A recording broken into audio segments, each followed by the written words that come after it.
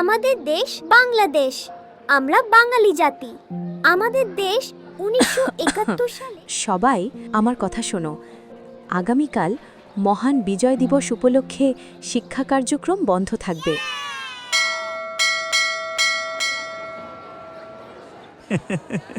এসে গেছো? বাবা, বিজয় দিবস মানে কি? বিজয় দিবস মানে বিজয় মানে স্বাধীনতা।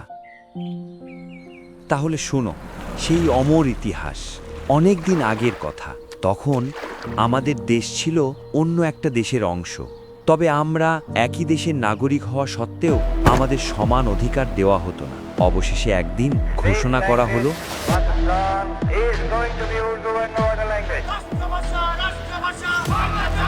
তখনকার ছাত্র জনতা সেটা মানতে পারেনি।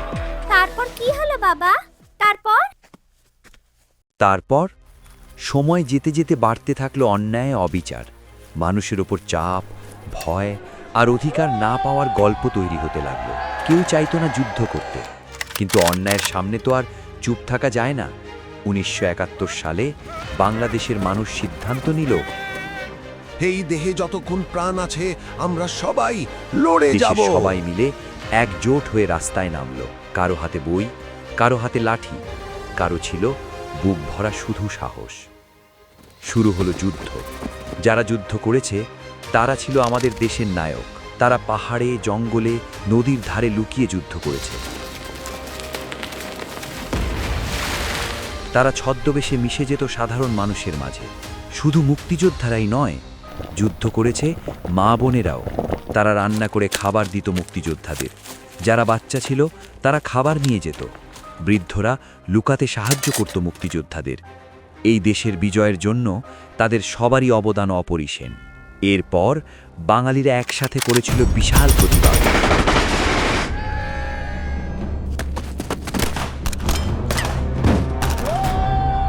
যে প্রতিবাদের মুখে দেশ ছাড়তে বাধ্য হয় পাক হানাদার বাহিনী।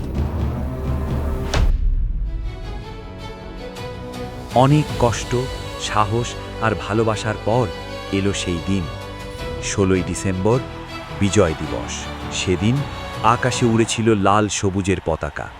মানুষ হেসেছিল, কেঁদেছিল, আলিঙ্গন করেছিল, কারণ বাংলাদেশ জিতেছে। এটাই আমাদের স্বাধীনতার গল্প। বাংলাদেশ আমার, বাংলাদেশ তোমার, বাংলাদেশ বাঙালির।